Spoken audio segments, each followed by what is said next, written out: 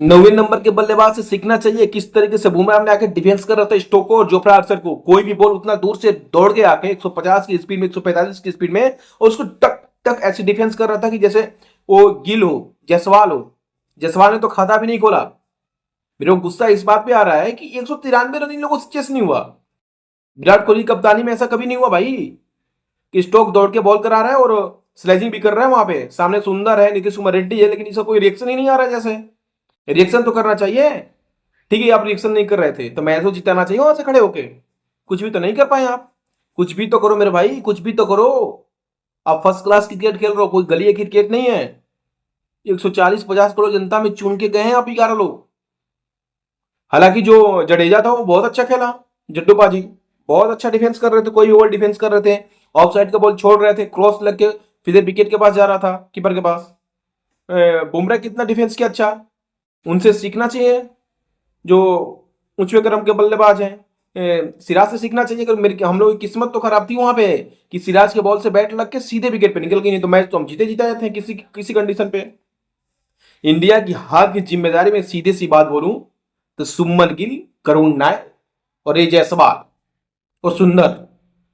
सुंदर ने हालांकि 4 विकेट ले लिया था। विकेट लेने से काम नहीं होगा। आप ऑलराउंडर की तरीके से खेल रहे हैं। अक्षर पटेल को हम लोग बाहर बैठा के रखे अभी। अक्षर पटेल आपसे अच्छा ही खेलता है ना। सुंदर से तो अच्छा खेलता है अक्षर पटेल, लेकिन जो हमारे सिलेक्टर है वो भरोसा किए हैं सुंदर पे।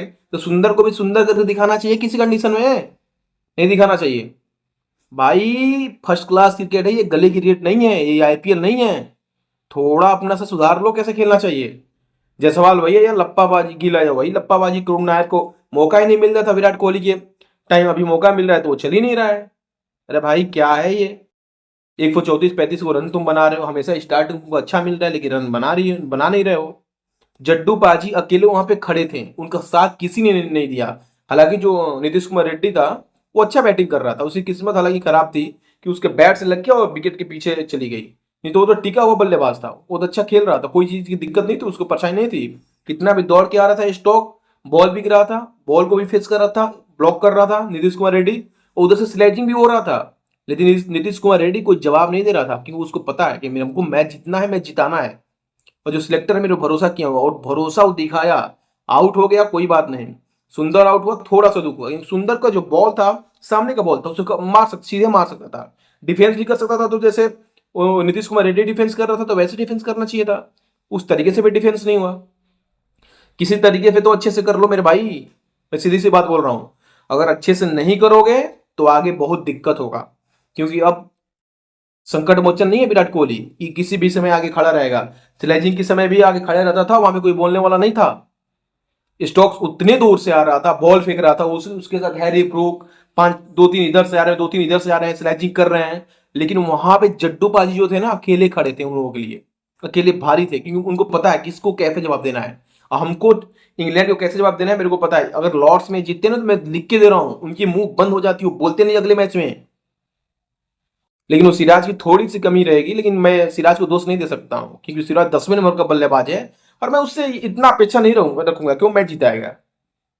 वो मैच जिताने की मैं उससे अपेक्षा नहीं रखूंगा। हालांकि उसने बहुत ज्यादा कोशिश किया, उसकी किस्मत खराब थी, टीम इंडिया की किस्मत खराब थी कि बैट बैट पे बॉल लगी और जाके विकेट पर लग गई पीछे से।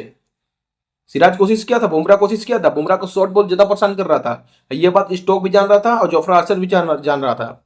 जब दूसरे पारी में आया वो बॉलिंग कराने, स्टोक तो हमेशा पटका हुआ बॉल दे रहा था बुमराह को कि मारे मारे मारे, लेकिन बुमराह उसको मार नहीं रहा था, जिसके चलते जो स्टोक था एकदम हाफ पिच बॉल दे दिया। बुमराह छक्का मारने के चक्कर में आउट हो गया। उसका तो कोई कमी गलती ही नहीं है क्योंकि सबसे ज्यादा देर तक तो वही खेला, 1.5 घंटा।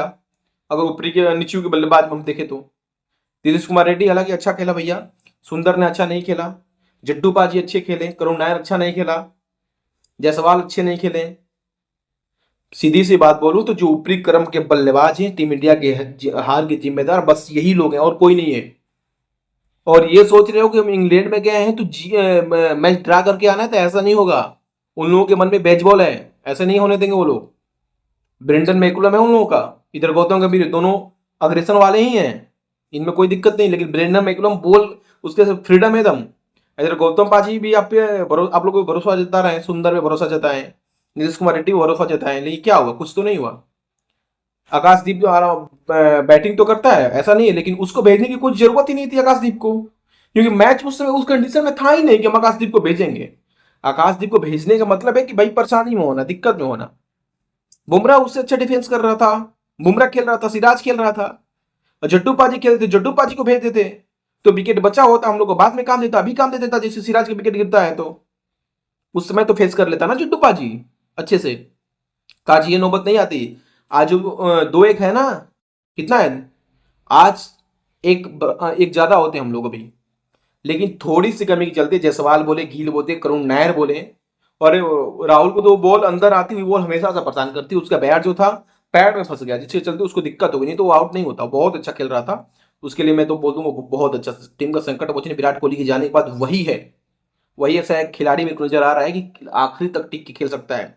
उसका जो बैट था पैड में फंस गया था, जिसके चलते बॉल सीधे ऑफ से जाके सीधे विकेट पर लग गई, क्रॉस द लाइन चली गई बॉल। नहीं तो बहुत अच्छा खेल रहा था, उस पर लोग विश्वास भी जताते हैं, और शतक भी मारा था अगले बार तो, फर्स्ट इनिंग में शतक भी मारा था। साफ सुथरा बात बोले तो चौथे टेस्ट मैच में आपको अच्छे से एकजुट हो गए, और स्लेजिंग स्लेजिंग के जवाब स्लेजिंग से देना पड़ेगा आपको, तभी आप टिक सकते, नहीं तो भैया कोई चांस नहीं है, कोई चांस नहीं टिकने का आपको, ठीक है ना। इसलिए चौथे टेस्ट मैच में एकदम अग्रेसिव होके दिखाना है कि नहीं भैया हम भी कर सकते हैं, हम भी स्लेजिंग कर सकते हैं, हम भी बोल सकते हैं, और बैट से मुंह से दोनों से जवाब देना है।